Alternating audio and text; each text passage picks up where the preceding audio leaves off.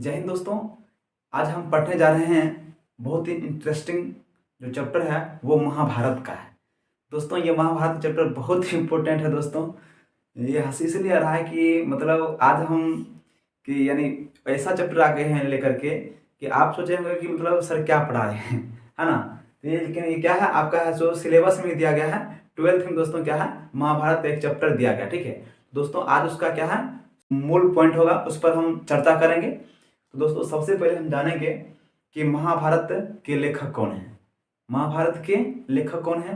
तो दोस्तों आप देखेंगे कि महाभारत का लेखक वेद व्यास जी लिखा पड़ा था। दोस्तों सबसे पहले आपको हम एक बात बता देना चाहता हूँ कि ये वेद व्यास जी क्या है, लेखक महाभारत के हैं। लेकिन ये महाभारत का जो लेखक वेद व्यास हैं ये कोई खास पर्सनल व्यक्तिगत नाम वेद व्यास नहीं है। व्यक्तिगत खास क्या है, व्यक्तिगत नाम नहीं है। ये एक उपाधि है। क्या है? उपाधि है। अगर असलियत में देखा जाए तो महाभारत का जो लेखक हैं उनका नाम है महर्षि कृष्ण द्वैपायन वेद व्यास। महर्षि कृष्ण द्वैपायन वेद व्यास यानी वेद व्यास हैं। ये क्या है? ये नहीं वेद व्यास यानी दोस्तों वेद व्यास कहते किसको थे, यानी ये उपाधि तो था, कहते किसको थे तो वेद व्यास यानी जो वेदों के ज्ञाता होते थे उन्हें वेद व्यास कहा जाता था। तो महाभारत के रचयिता कौन है?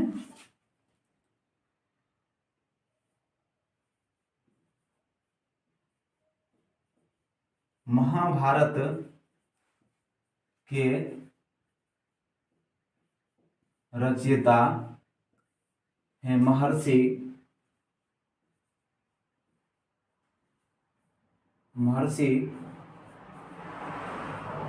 कृष्ण द्वैपायन वेद व्यास। महर्षि कृष्ण द्वैपायन वेद व्यास, तो ये है महाभारत के रचयिता। तो इनमें क्या है, इनमें भी वेद व्यास लगा हुआ है। दोस्तों हम लोग क्या है शॉर्ट हम लोग सीधा जानते हैं कि महाभारत के रचयिता हैं वेद व्यास जी। ठीक है, लेकिन इनका अगर पूरा नाम की बात किया जाए तो पूरा नाम इनका है महर्षि कृष्ण द्वैपायन वेद व्यास जी। ठीक है, टोटल यानी कि पूरा नाम इनका हो गया, यानी कि इनका पूरा नाम हो गया महर्षि कृष्ण द्वैपायन वेद व्यास जी। तो दोस्तों ये वेद व्यास जी थे जो महाभारत लिखे हैं, ये है सो यानी 28वें क्रम के वेद व्यास थे।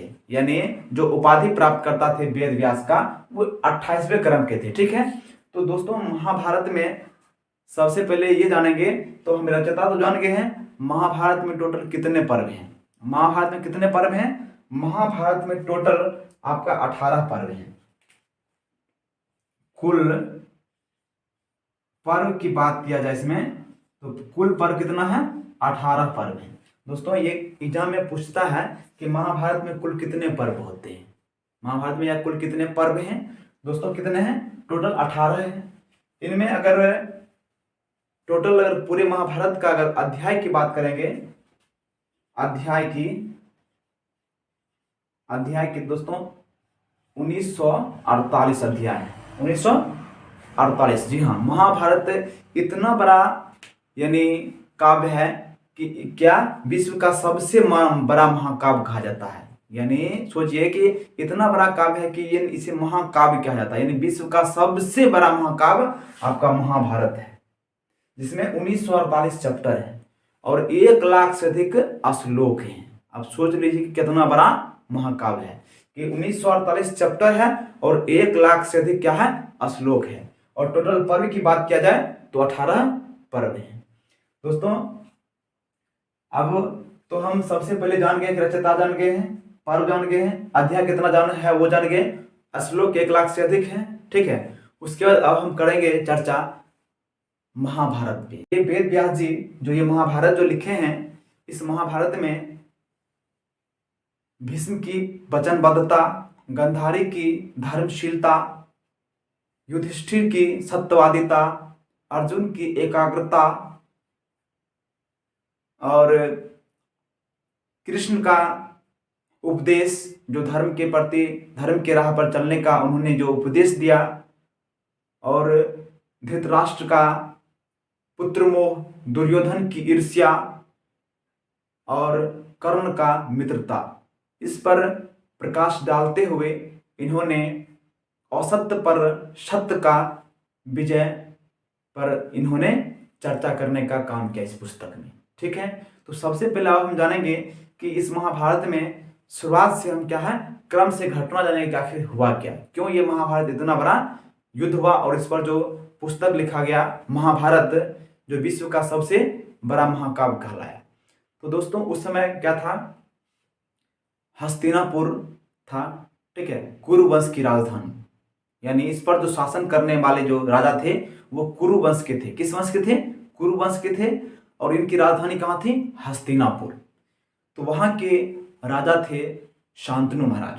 कौन थे? महाराज शांतनु। ठीक है, यानी शांतनु महाराज क्या थे? वहां के राजा थे। और उनका एक जो पुत्र हुआ जिसका नाम था देवव्रत, जो क्या था, जिसको आप लोग क्या या हम लोग क्या है गंगा पुत्र के नाम से जानते हैं। तो देवव्रत के जन्म के पश्चात क्या हुआ, गंगा है सो सदा के लिए है ना शांतनु से दूर हो गई। ठीक है, उसके बाद क्या हुआ कि कुछ दिनों बाद है सो शांतनु कहीं जा रहे थे, तो एक बार उन्हें नाव पार करना था। तो जहाँ जो ये निषाद लोग होते हैं जो नाव का क्या करते हैं, जो मतलब खेप जो क्या करते हैं, एक उस पार से इस पार जो पहुंचाते हैं है ना आने जाने वाले को, तो उनका क्या था, उनका वो बीमार चल रहे थे निषाद जी। ठीक है, तो उनकी पुत्री थी नाव पर। ठीक है, शांतनु महाराज को उस पार जाना था। तो जैसे ही वो नाव के पास आए और बैठे तो उस पार जा रहे थे, क्या हुआ, उसी क्रम में शांतनु महाराज को क्या हुआ, वो है सो निषाद की पुत्री बहुत पसंद आ गई, है ना, बहुत पसंद आ गई। तो जब है सो उनके पिता यानी निषाद जी से जब है सो मिले और ये प्रस्ताव रखे शादी का, तो निषाद जी क्या बोले, वो शादी से इनकार कर दिए। बोले कि नहीं, शादी तो हमारा एक शर्त है, अगर वो शर्त आप मानते हैं तभी शादी होगा। ठीक है, तो शादी तभी होगा जब मेरा एक शर्त स्वीकार कीजिएगा। तो शर्त क्या था? शर्त ये था कि उन्हें पता था कि इनका एक बड़ा पुत्र है देवव्रत, और राजा तो वही बनेगा, क्योंकि पहले का रूल था कि राजा का जो बड़े संतान होता था, बड़े पुत्र होता था, वही राजा बनता था। ये क्या है, निषाद को तो पता था कि इसका एक पुत्र है जिसका नाम क्या है, देवव्रत है, और राजा वही बनेगा। तो हमारी पुत्री से शादी करके क्या है, इसको दासी बना के रखेगा, है ना, कुछ तो होगा नहीं, मतलब हमारे जो इसका जो संतान होगा उसका तो कोई यानी अस्तित्व ही नहीं रहेगा। तो उन्होंने कहा कि जो पहले आप शर्त स्वीकार कीजिए कि हमारे पुत्री से जो संतान पैदा होगा वही राजा बनेगा। अब तो राजा क्या है, राजा तो फेरा में पड़ गए, भाई ऐसे कैसे हो सकता है, हम अपने बड़े पुत्र के साथ इतना बड़ा तो गद्दारी नहीं कर सकते हैं, है ना, अपने लोभ में, अपने खुशी में, अपने खुशी के लिए, है ना। तो वो क्या है, वो जब वापस गए तो उस दिन से बड़े रूखे रूखे रहने लगे बेचारे, है ना, उनके है सो राज प्याज कोई, है ना, किसी काम धाम में कोई मन ही नहीं लगा, है ना, राजपाट कैसे चलाना है क्या करना, बेचारे एकदम बीमार सा रहने लगे, है ना, कुछ भी उन्हें अच्छा नहीं लगने लगा। ठीक है, तो देवव्रत को पता चला कि आखिर मेरे पिताजी आजकल इतने, है ना, रूखे रूखे क्यों रहते हैं, बीमार क्यों चल रहे हैं। उन्होंने कारण जानने का, है ना, कष्ट किया। तो उन्हें पता चला कि क्या है, कि उनको है सो क्या है, एक निषाद की पुत्री से शादी करना है, और निषाद ने एक प्रस्ताव रखा है कि इन मेरे पुत्री का क्या है, संतान ही राजा बनेगा। अगर ये प्रस्ताव आप स्वीकार करते हैं तभी हम अपनी पुत्री से आपका शादी करेंगे। तो जब इन्हें पता चला तो वो गए निषाद से मिले, और निषाद के सामने क्या हुआ, इन्होंने प्रतिज्ञा किया। कौन? देवव्रत। प्रतिज्ञा क्या कि हम जब तक है सो यानी जिंदा रहेंगे, यानी आजीवन क्या है, अविवाहित, यानी विवाह नहीं करेंगे, यानी है सो ब्रह्मचर्य का इन्होंने जो प्रतिज्ञा लिए थे, इसी दिन से देवव्रत क्या हुआ, भीष्म कहलाए। ठीक है, उसके बाद क्या हुआ, उसके बाद शांतनु महाराज का शादी वो निषाद की पुत्री था जिसका नाम क्या था, सत्यवती, उससे क्या हुआ, उससे शांतनु महाराज का विवाह हो गया। विवाह के पश्चात उन्हें एक पुत्र की प्राप्ति हुआ जिसका नाम था विचित्रवीर्य। क्या नाम था? विचित्रवीर्य, यानी सत्यवती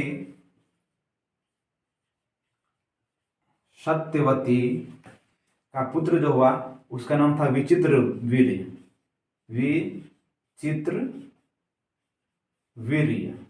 विचित्रवीर्य, है ना, विचित्रवीर्य क्या हुआ, सत्यवती से जो पुत्र का प्राप्ति हुआ उसका नाम था विचित्रवीर्य। ठीक है, तो दोस्तों ये थोड़ा सा वीडियो बहुत लंबा हो जाएगा, इसका नेक्स्ट भाग आपको फिर कल आपको हम बताएंगे इसका विस्तार से। अभी इतना ही रहने दीजिए, धन्यवाद।